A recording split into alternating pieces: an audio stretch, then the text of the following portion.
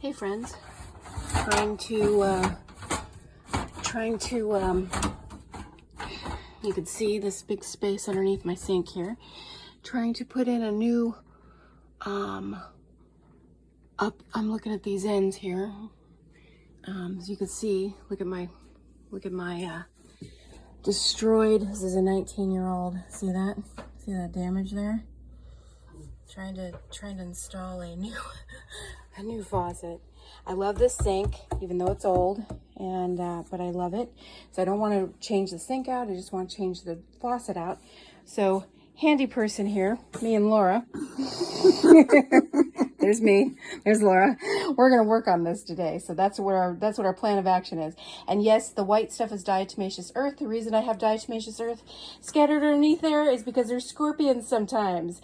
Scorpions don't like that. They get it on their little hairs and they take it back home and they die.